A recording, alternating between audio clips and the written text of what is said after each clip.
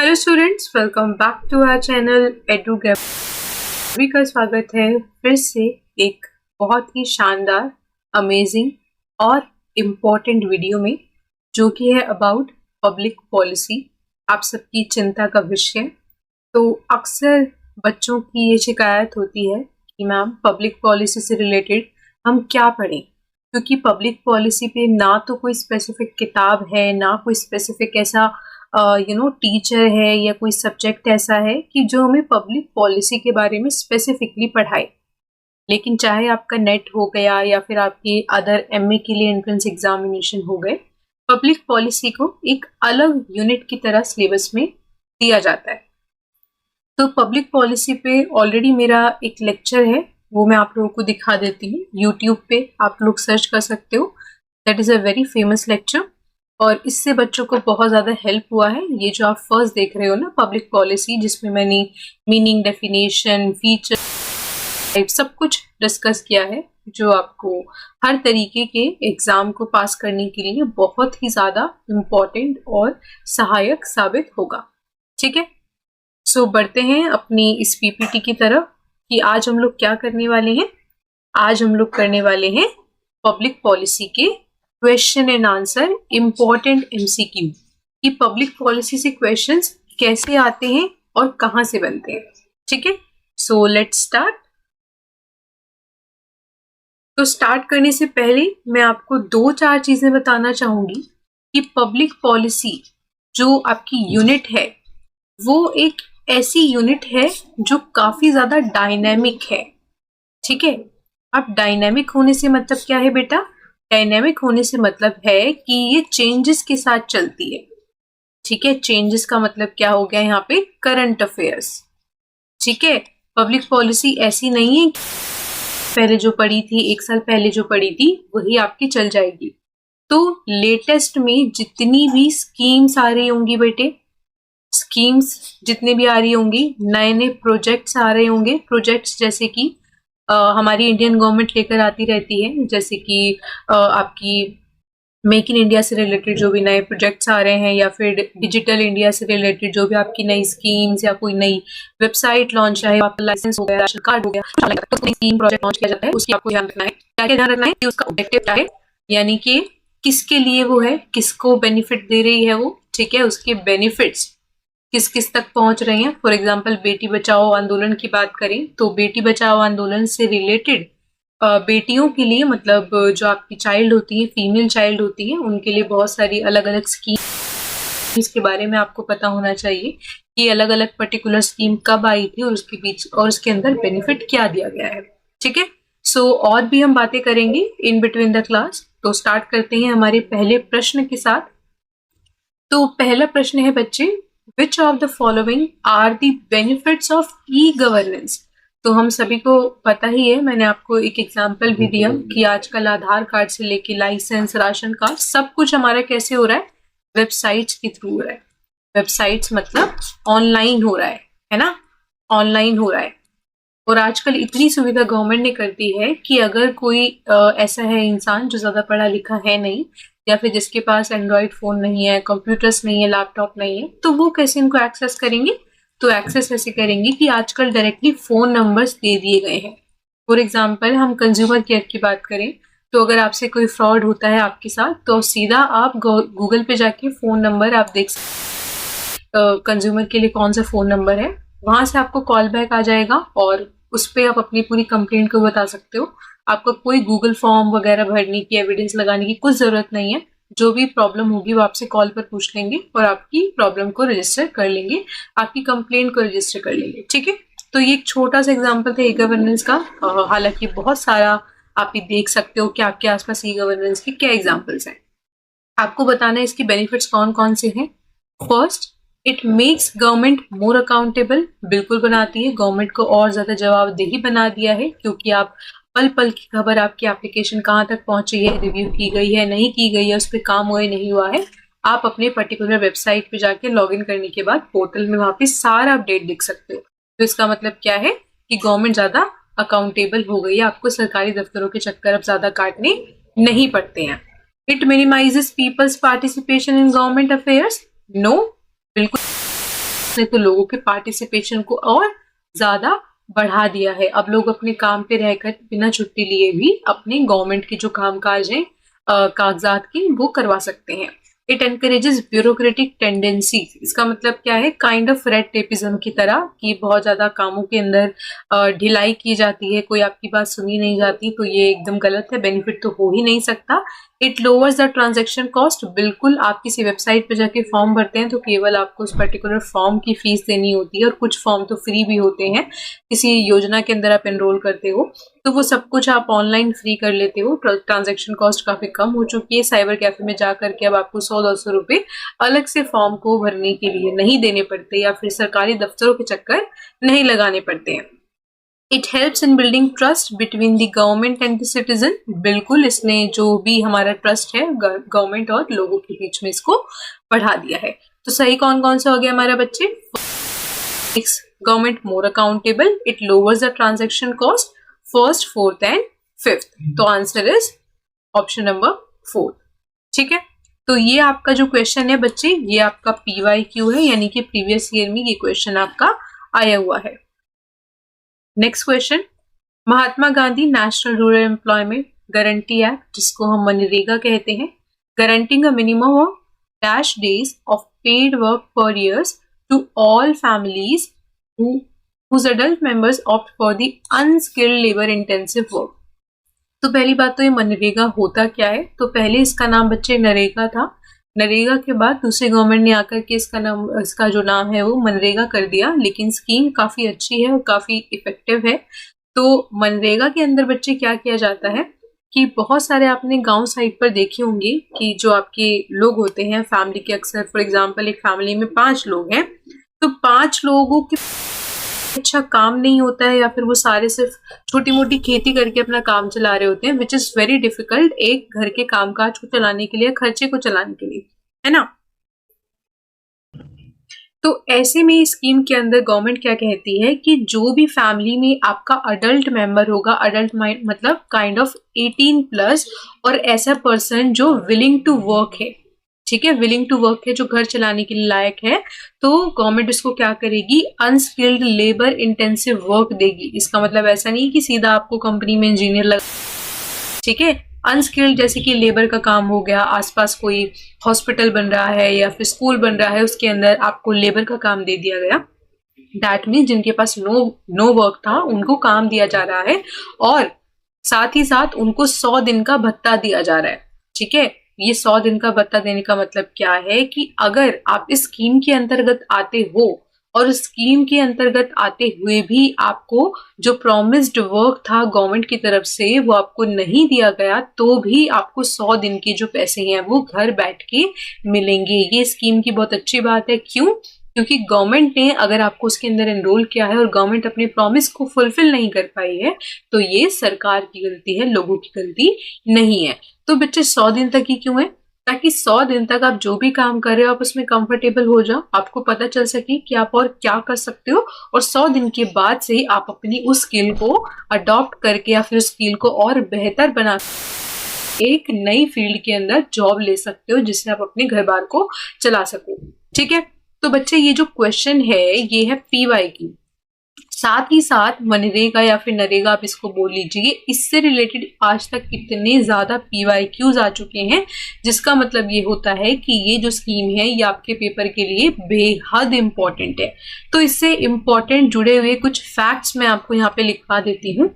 ठीक है, कि सबसे पहले इस स्कीम को लेकर कब आया जाता है, इंट्रोड्यूस कब किया जाता है बच्चे, ये आप अपने नोट्स में जरूर लिख लें। ठीक है, इंट्रोड्यूस कब किया जाता है, 2005 के अंदर। इम्प्लीमेंट कब किया जाता है, मतलब जब इसको इन्होंने लागू कर दिया वो किया था 2006 के अंदर। और उसके बाद जब ये स्कीम आई है तब इसका नाम क्या है, केवल नरेगा है। और नरेगा के बाद ये मनरेगा कब बनती है, ये क्वेश्चन भी आप लोगों से पूछा गया है। तो ये बनती है बच्चे 2009 के अंदर। ठीक है, ये तीनों फैक्ट्स आपको पता होने चाहिए, इंट्रोड्यूस कब हुई, इंप्लीमेंट कब हुई, और नरेगा से मनरेगा ये कब बनती है। ठीक है, let's move on to the next question. Who among the following is eligible to be a part of a mega pension scheme called as the Pradhan Mantri Shram Yogi Mandhan scheme. So it is a very important scheme. So workers working in central and state public sector units, जिसको हम PSU बोलते हैं, of age from 21 to 55, इसका मतलब क्या है, scheme के अंदर आपको पेंशन दी जाती है आफ्टर 60, जिसका मिनिमम अमाउंट आपका 3000 है और उससे ज्यादा भी हो सकता है। तो इसके लाभकारी कौन कौन है, मतलब एलिजिबल कौन कौन है, किस किस को ये मिलती है? All organised and unorganised workers in India of age 65 years and above. तो ऑर्गेनाइज लिखा है तो वैसे ही गलत हो गया, क्योंकि ऑर्गेनाइज के अंदर तो आपके ऑलरेडी पीएफ वगैरह कटते ही हैं। तो मतलब जो आपकी रजिस्टर्ड कंपनीज होती हैं, ठीक है, बड़ी बड़ी एमएनसीज हो गई या फिर बहुत सारी चीजों की अलग अलग कंपनीज होती हैं। Unorganized workers of at least 18 years of age are eligible to join the scheme. ठीक है जी। All workers part of National Apprenticeship Training Program. Fifth है all organized and unorganized workers in India of age 18 to and above. ठीक है, यहाँ पे भी organise and unorganised दोनों लिखा हुआ है, तो इसका मतलब ये ऑप्शन भी यहाँ पे बच्चे गलत हो जाता है।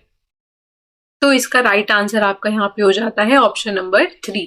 तो बेसिकली स्कीम है कि जो लोग 18 से लेकर 40 तक की आयु के हैं, 18 के बाद आप 18, 19, 20, 21, 22 से लेकर 40 तक की एज ग्रुप वाले जो लोग हैं वो इसके लिए एलिजिबल है। कौन लोग? जो केवल अनऑर्गेनाइज्ड सेक्टर के अंदर काम करते हैं। अनऑर्गेनाइज्ड सेक्टर मैंने आपको बता ही दिया है कि क्या होता है। अनऑर्गेनाइज सेक्टर में काम करने के बाद आप अपनी इनकम का एक बहुत ही छोटा सा भाग कंट्रीब्यूट करके इसका पार्ट बन सकते हो। फॉर एग्जांपल 100 रुपए आप अपनी इनकम से पर मंथ दे रहे हैं, 100 रुपए ही उसके अंदर गवर्नमेंट भी जोड़ देगी और ये 100 रुपए मिला करके आपका इकट्ठा होता चला जाएगा। उसके बाद आफ्टर 60 प्लस जब आप हो जाओगे तो आपकी बच्चे पेंशन स्टार्ट हो जाएगी। सिर्फ अनऑर्गेनाइज के लिए है ये, ठीक है। पेंशन स्टार्ट हो जाएगी जिस अमाउंट, मिनिमम अमाउंट कितना होगा आपका 3000। अब इसमें एक और इम्पॉर्टेंट बात है कि किन के लिए है, जिनकी महीने की इनकम 15,000 से कम है, ठीक है। अगर आप 15 या 15,000 से कम कमाते हैं केवल तभी आप इसके लिए एलिजिबल हो। तो क्या क्या कंडीशन है? 18 से 40 के बीच होनी चाहिए, दूसरी 15,000 या 15,000 से कम की होनी चाहिए, तीसरी आपकी जो नौकरी है वो अनऑर्गेनाइज्ड सेक्टर के अंदर होनी चाहिए। अब बात आती है कि अगर इंसान की मृत्यु हो जाती है इस बीच में तो क्या होगा? तो इंसान की मृत्यु हो जाती है तो उसकी जितनी भी पेंशन बनने वाली होगी उस पेंशन का जो 50% है, ठीक है। फॉर एग्जाम्पल अगर आपकी 3000 पेंशन बननी थी आफ्टर 60 एज पर मंथ की 3,000 रुपए आपको मिलने थे, तो उसका जो 1,500 रुपए है जो उसका 50% है वो आपकी स्पाउस यानी कि जो आपकी वाइफ है उसको मिलेगा लाइफ टाइम तक, ठीक है। सो ये इस योजना के बारे में लिखा है, थोड़ी बहुत इंफॉर्मेशन की योजना आपकी 2019 में आई थी और बाकी की ये जो कंडीशंस हैं वो मैंने आपको ऑलरेडी बता ही दी हैं। Next, consider the following statements about the national youth policy. तो आपको बताना है नेशनल यूथ पॉलिसी से रिलेटेड कौन कौन सी स्टेटमेंट सही है। The first national youth policy was adopted in 1986। In 2003 policy, youth was defined as a person aged between 15 to 35. In 2014 policy, the youth age group is defined as 15 to 29. तो basically national youth policy, हमारा जो India है बच्चे, हमारे India का जो youth है वो माना जाता है कि सबसे ज्यादा है।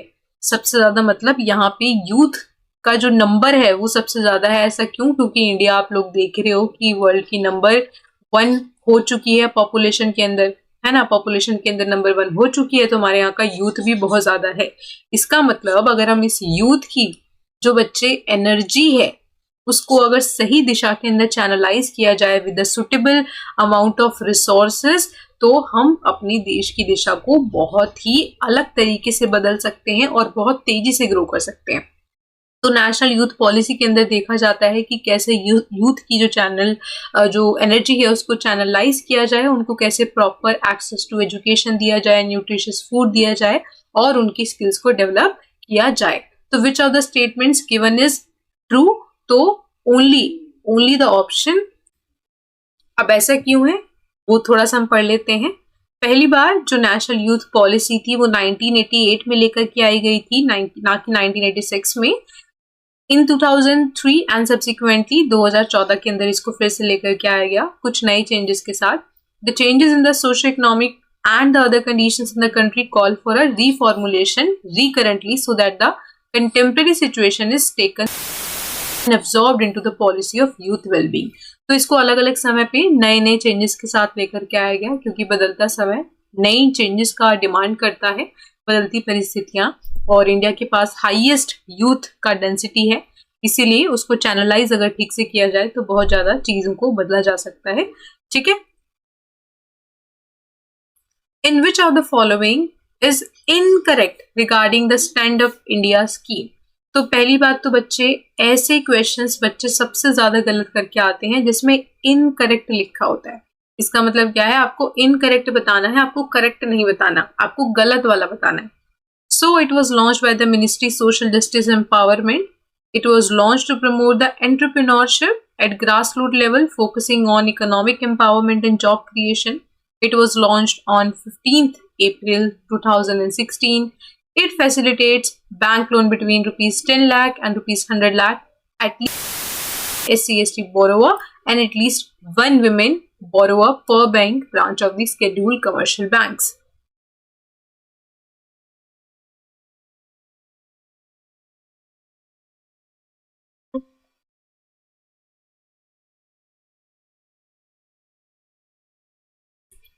तो इसका आंसर है फर्स्ट, क्योंकि हमें इनकरेक्ट बताना है। सो ministry of social justice and empowerment ने इसको नहीं लेकर के आया था, बाकी ये तीनों स्टेटमेंट रिगार्डिंग इसके सही है। तो थोड़ा सा ज्यादा इस स्कीम के बारे में हम जान लेते हैं कि स्टैंड अप इंडिया जो स्कीम थी वो आपकी 2016 में आई थी, ताकि जो लोग हैं उनके अंदर एंटरप्रेन्योरशिप, यानी कि लोग अपनी बिजनेस को बढ़ावा दे सके, छोटे मोटे बिजनेस को स्टार्ट कर सकें, क्योंकि लोगों के पास नहीं है, जो थोड़े से मिडिल क्लास या फिर उससे कम वाले लोग होते हैं, इतना पैसा नहीं होता कि वो लोग अपना कुछ नया स्टार्टअप स्टार्ट कर सकें। और स्टार्टअप स्टार्ट करने के लिए उनके पास टैलेंट हो सकता है, दिमाग हो सकता है, तो ऐसे में गवर्नमेंट इस स्कीम के थ्रू उनकी मदद करती है, स्पेशली महिलाओं की, क्योंकि महिलाओं पे तो ज्यादातर आपने फैमिलीज में देखा भी होगा कि अक्सर जिन फैमिलीज में बिजनेस होते हैं वो अक्सर उनके बेटे संभाल रहे होते हैं, तो इसमें अक्सर विमेन को थोड़ा सा ज्यादा प्रेफरेंशियल दिया जाता है। ठीक है। So it promote the entrepreneurship amongst the women, schedule caste and the schedule tribes. That means जो हमारे समाज के पिछड़े हुए वर्ग आप बोल सकते हो, या फिर थोड़े से सबऑर्डिनेटेड आप बोल सकते हो, जिनको दबाया जाता है। तो बैंक लोन कब तक, कहाँ, किससे कितने तक का मिल सकता है? 10 लाख से 100 लाख तक का मिल सकता है, लेकिन ऐसा नहीं सीधा जाके मांगा और दे दिया। बहुत सारे क्राइटेरियाज को फुलफिल करना होता है, पूरा क्रॉस चेकिंग होती है, उसके बाद जाकर के मिलता है। आपको लोन की एलिजिबिलिटी पढ़नी हो या फिर आप में से किसी को लेना हो तो आप इसको देख सकते हो, थोड़ा और ज्यादा इसके बारे में सर्च कर सकते हो। ठीक है। In which of the following ministry is responsible for governing Indira Awas Yojana? तो इंदिरा आवास के अंदर आपको घर दिए जाते हैं, तो ये दिया गया है by the ministry of rural development. So Indira Awas Yojana जो थी वो राजीव गांधी गवर्नमेंट के समय पे लाई गई थी, जून 1985 में, जो कि हिस्सा थी 17th 5 ईयर प्लान का। आपको पता ही होगा कि 5 ईयर प्लान हम लोगों ने जो आफ्टर इंडिपेंडेंस स्टार्ट किया था, उसमें से जो हमारा 7वां 5 ईयर प्लान था उसका ये स्कीम पार्ट रहा है। उसके बाद इसका नाम बदल दिया गया। जब नई गवर्नमेंट आई तो इसका नया नाम क्या रखा गया? प्रधानमंत्री ग्रामीण आवास योजना 2016। तो ये किसने रखा? ये हमारी पीएम मोदी जी ने रखा। तो ये जो फैक्ट है आपके लिए बहुत इंपॉर्टेंट हो जाता है कि बीजेपी ने आने के बाद इसके नाम को बदल दिया और ग्रामीण आवास योजना कर दिया है। So Awaas soft is software to assist in improved administration of this scheme.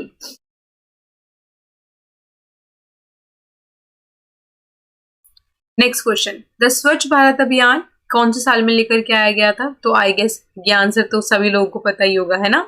2014, 15 और 16, ये 3 ईयर बहुत इंपॉर्टेंट है। और इन तीनों ईयर की जो पॉलिसी है, जितनी भी पॉलिसीज हैं, वो सारी आपको बच्चे क्या याद करनी है? याद रखनी है।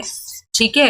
अक्सर आप जितने भी पेपर उठा करके देखोगे लेटेस्ट, जितनी भी पॉलिसीज पूछी जाती हैं अक्सर इन 3 सालों में से पूछी जाती हैं, क्योंकि करंट गवर्नमेंट हमारी बीजेपी है ना, और बीजेपी पिछले कई सालों से है, तो बीजेपी की जितनी भी रिलेटेड अभी लेटेस्ट 16, 17, 18, 19, 20 ये सारे ईयर्स की जो पॉलिसीज है वो आपको जरूर देख के जानी है, चाहे बहुत ज्यादा पुरानी मत देखना, ठीक है।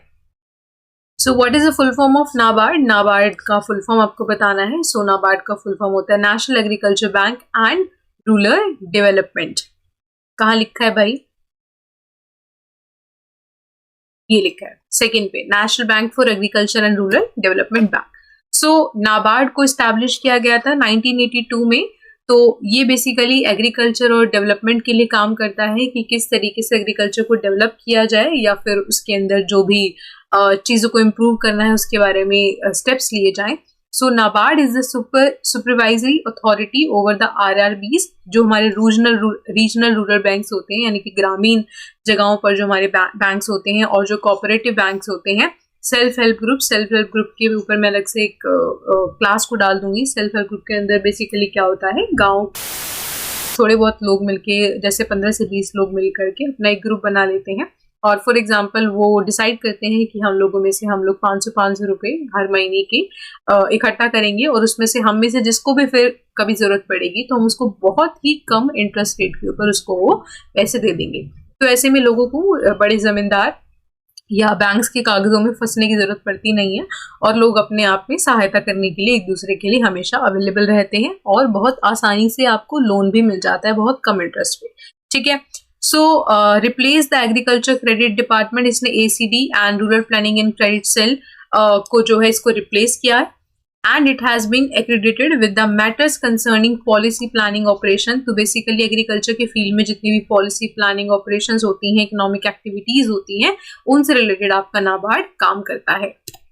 Next question, organisations that pursue the common interest of groups of people by attempting to influence the making and of government policy। आपको बताना है कि ऐसी ऑर्गेनाइजेशन जो कॉमन इंटरेस्ट की बात करते हैं और गवर्नमेंट को इन्फ्लुएंस करने की बात करते हैं, ऐसे ग्रुप्स को हम क्या कहते हैं? ऐसे ग्रुप्स को हम कहते हैं इंटरेस्ट ग्रुप। आपने देखा होगा कि अलग अलग कम्युनिटीज के अलग अलग इंटरेस्ट ग्रुप बने होते हैं, वर्कर्स के लिए वर्कर यूनियन बने होते हैं, टीचर्स के लिए टीचर यूनियन बने होते हैं, अक्सर स्टूडेंट्स के लिए कॉलेजेस में स्टूडेंट्स यूनियन बने होते हैं। They are all the example of interest group जो एक पर्टिकुलर कम्युनिटी के इंटरेस्ट की बात करता है। This theory assumes that government will be influenced by the various interest groups and will not be biased for against any of these groups। तो आपको बताना है कि कौन सी वो थ्योरी है जो ये बात करती है कि गवर्नमेंट को किसी भी एक पर्टिकुलर ग्रुप के इंटरेस्ट की बात नहीं करनी चाहिए, बल्कि सभी लोगों के ग्रुप के इंटरेस्ट को उन्हें ध्यान में रखना चाहिए। तो ऐसे ग्रुप को हम कहते हैं प्लूरलिस्ट थ्योरी, जो कहते हैं कि भाई सबके व्यू पॉइंट को और सारे इंटरेस्ट को आपको ध्यान में रखना चाहिए, किसी एक को फेवर नहीं। A public interest group pursues the policies that they believe will provide what to society। तो आपको बताना है कि पब्लिक इंटरेस्ट जो ग्रुप होते हैं वो ऐसी कौन सी पॉलिसीज को परस्यू करते हैं that they believe will provide society को क्या देगी। So it will provide a collective benefit। तो वो जो भी अपने मुद्दे लेकर के आते हैं वो इसी पर्पस के साथ लेकर आते हैं कि वो कलेक्टिव बेनिफिट सोसाइटी का सर्व करेगी। In order to be effective in influencing government policy, interest group require, interest group क्या चाहिए होता है गवर्नमेंट को इन्फ्लुएंस करने के लिए? तो money and expertise. In which means of influencing public policy is generally seen as ineffective by interest group and those who analyze them। तो आपको क्या बताना है कि ऐसे कौन सा वो तरीका है, कौन सा वो मीन्स है ऑफ इन्फ्लुएंसिंग पब्लिक पॉलिसी जिससे पब्लिक पॉलिसी को इन्फ्लुएंस करने का इनइफेक्टिव तरीका इस्तेमाल किया इंटरेस्ट ग्रुप, ठीक है। Which means of influencing public policy is generally seen as ineffective by the interest group and those who analyse them. तो इसका करेक्ट आंसर है लॉबिंग, ठीक है। अब ये लॉबिंग क्या होता है भाई? लॉबिंग का मतलब होता है काइंड ऑफ इन्फ्लुएंस। अब इन्फ्लुएंस कैसे करना? बाय लेटर्स के थ्रू कर सकते हो, ईमेल्स के थ्रू कर सकते हो, ठीक है। So lobbying is when a individual और group tries to influence a member of parliament to support a particular policy, ठीक है। फॉर एग्जांपल कोई एक पर्टिकुलर कम्युनिटी, एग्जांपल के लिए हम ले लेते हैं जाट आंदोलन हुए थे इतने सारे जिसमें उन्होंने रिजर्वेशन मांगा था। So that means they were lobbying, ठीक है, वो क्या कर रहे थे, वो इन्फ्लुएंस करने की कोशिश कर रहे थे एक particular group of set of people को अपने कैंपेन के लिए या पर्टिकुलर पॉलिसी के लिए, in person by sending letters, emails, or via social media, etc. etc. A network of groups and individuals that seek the major social and the political change who act outside of established political institution. तो ऐसे groups जो राजनीति से तो बाहर होते हैं लेकिन बहुत ही ज़्यादा इम्पोर्टेंट रोल वो प्ले करते हैं, नेटवर्क ऑफ ग्रुप होता है पीपल का जो इंटरेस्ट की बात करते हैं लोगों के, they are called as social movements.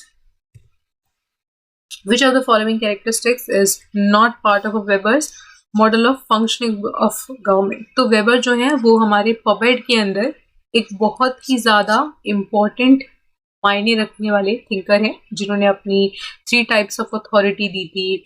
आपने पढ़ी होगी रैशनल, लीगल, करिज्मेटिक, ट्रेडिशनल, तीनों तरीके की अथॉरिटीज़ के बारे में पढ़ा होगा. तो उन अथॉरिटी से भी जो आपका क्वेश्चन है वो अक्सर INT पूछता ही रहता है, लेकिन फिलहाल आपको बताना है कि वो फंक्शनिंग ऑफ गवर्नमेंट के बारे में बोलते हैं. तो इसका करेक्ट आंसर है C, skilled experts do not necessarily have to operate with in an organized hierarchy. So Weber जो बात करते हैं, वेबर बोलते हैं कि किसी भी ऑर्गेनाइजेशन के अंदर हायरार्की का होना बहुत ज़रूरी है क्योंकि हायरार्की आपके सिस्टम को एक सिस्टमेटिक वे में चलाता है. ठीक है, so every office and every official is a part of hierarchy. हर कोई हायरार्की का एक पार्ट है. He attaches the greater importance to the principle of hierarchy in the organization of office की एक संस्थान के कामकाज को चलाने में जो हायरार्की होती है, यानी कि सबसे बड़ा फिर उससे छोटा, इस तरीके की जो हायरार्की होती है काम को स्मूथली चलाने में बहुत मदद करती है. So bureaucracy is a highly structured, formalized and also impersonal organization. Impersonal का मतलब क्या है, जहाँ पे हम अपने यूनी रिश्तेदारों की तरह बात कर रहे हो, कुछ भी एक प्रोफेशनल वे में काम होता है, एक रूल्स एंड रेगुलेशंस के बीच में फॉर्मलाइज्ड तरीके से काम होता है. So during which part of the public policy cycle does the government explore the potential policy responses? तो जब भी गवर्नमेंट एक पॉलिसी को फॉर्मुलेट कर रही होती है तो उसकी पोटेंशियल रिस्पॉन्सेज कैसे होंगे, वो किस फेज के अंदर ये डिसाइड करती है, इन पब्लिक पॉलिसी फॉर्मुलेशन, जब वो पॉलिसी को बना रही होती है. In which of the following is considered to be the red zone? Red zone किसको कहा जाता है? अभी वीडियो बहुत लंबी हो गई है इसलिए मैं सारी स्टेटमेंट्स नहीं पढ़ रही हूँ, तो आप सारी स्टेटमेंट्स पढ़ लेना, मैं आपको सही आंसर बता रही हूँ.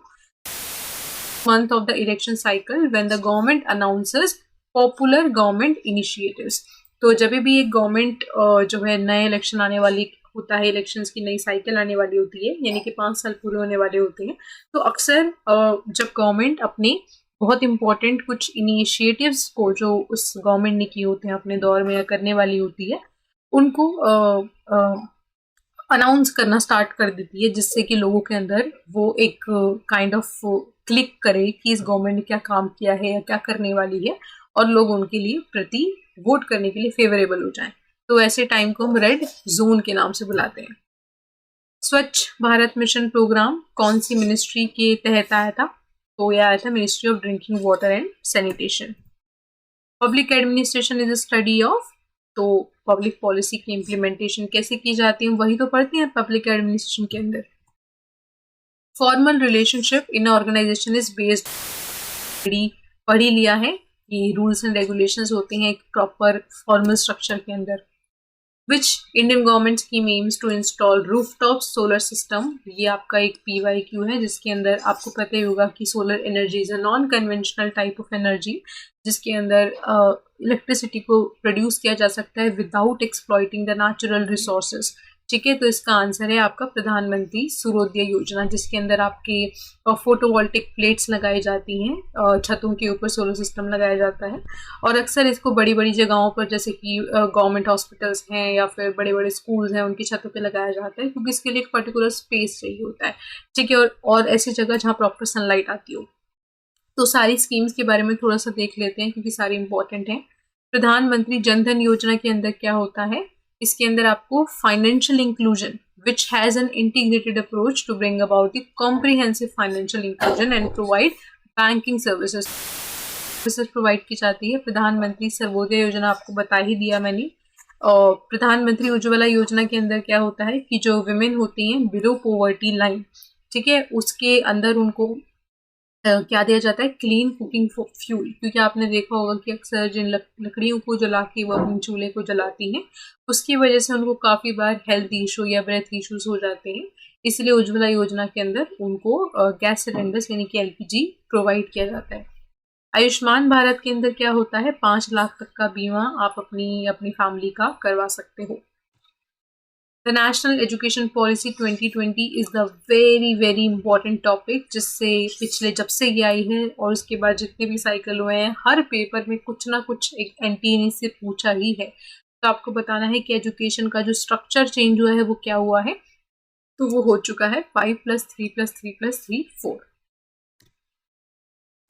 Next question, what is the of a girl eligible for opening an account in Sukanya Smriddhi Yojana.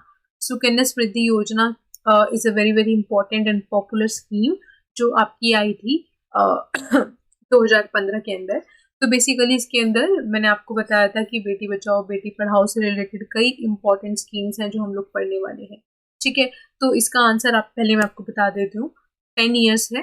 तो इसके अंदर क्या होता है कि आपके जो पेरेंट्स हैं वो बहुत ही एक मिनिमम अमाउंट 250 मिनिमम अमाउंट पे आपके अकाउंट को ओपन करवा सकते हैं, और आप उसके अंदर जो भी आप पैसे डालते रहेंगे टिल वो 18 की हो जाए, उसके ऊपर आपको इंटरेस्ट रेट मिलेगा गवर्नमेंट की तरफ से decided as per 8.2% per year का। ठीक है, उसके बाद अगर आप उसको जितना भी टाइम का वो है उस टाइम से पहले अगर आप उसको विड्रॉ कर लेते हो तो अलाउ होगा, बट इन स्पेशल सर्कमस्टांसेस। ठीक है, अदरवाइज जो भी आपका पर्टिकुलर उसके अंदर आपने डिसाइड किया एज तक का वो आप रखने वाले हो, उसका जो भी सेविंग्स टाइप आप मान सकते हो, तो वो उसके लिए उसी टाइम पे आप उसको निकाल सकते हो और तब तक आपका इंटरेस्ट उसके ऊपर जुड़ चुका होगा। तो ये जो वेलफेयर स्कीम है ये गर्ल चाइल्ड के लिए लाई गई है, ताकि गर्ल चाइल्ड का जो खर्चा होता है एजुकेशन का या शादी का, उसका जो बोझ है वो फैमिली के ऊपर ज़्यादा ना रहे, और उस पर अच्छा खासा इंटरेस्ट गवर्नमेंट आपको देती है जो कि गवर्नमेंट की तरफ से फिक्स किया गया है। ठीक है, the concept of separation between politics and public administration की बात कौन करता है, वुड्रो विल्सन। वुड्रो विल्सन को हम आईआर में भी पढ़ते हैं, जहाँ पे उन्होंने 14 पॉइंट ऑफ स्पीच दी थी, उसके बाद लीग ऑफ नेशंस बना था। साथ ही साथ वुड्रो विल्सन का पब्लिक एडमिनिस्ट्रेशन के अंदर बहुत ही बड़ा रोल है, जिसमें वो कहते हैं public policy public administration and politics are 2 different field. Which of the following is one of the features of bureaucracy conceived by the Max Weber? ये हमने ऑलरेडी कर लिया है, called as hierarchy। वो कहते हैं कि फॉर्मल स्ट्रक्चर के अंदर हायरार्की का होना, बाकी चीज़ें एक सिस्टमेटिक फॉर्मलाइज तरीके से चले। तो आई थिंक वीडियो काफ़ी लंबी हो चुकी है और काफ़ी लंबी हो जाएगी अगर हम और क्वेश्चंस करेंगे। तो आज के वीडियो में सिर्फ इतना ही, मिलते हैं आपसे नेक्स्ट अमेजिंग वीडियो में। बट अगर आप इस वीडियो पे अच्छा रिस्पॉन्स दिखाओगे तभी मुझे पता चलेगा कि नेक्स्ट वीडियो आपको चाहिए, और नेक्स्ट वीडियो मैं बहुत जल्द फिर लेकर के आऊँगी किसी एक अलग यूनिट के क्वेश्चंस के ऊपर या फिर टॉपिक के ऊपर वीडियो लेकर के आऊँगी, लेक्चर लेकर के आऊँगी। साथ ही साथ हम पेपर 1 के लेक्चर्स भी अपने चैनल पे स्टार्ट कर रहे हैं।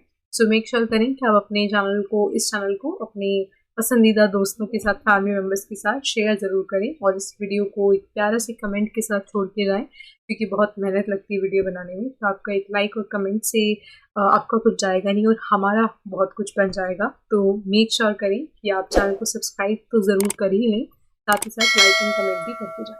So thanks for watching.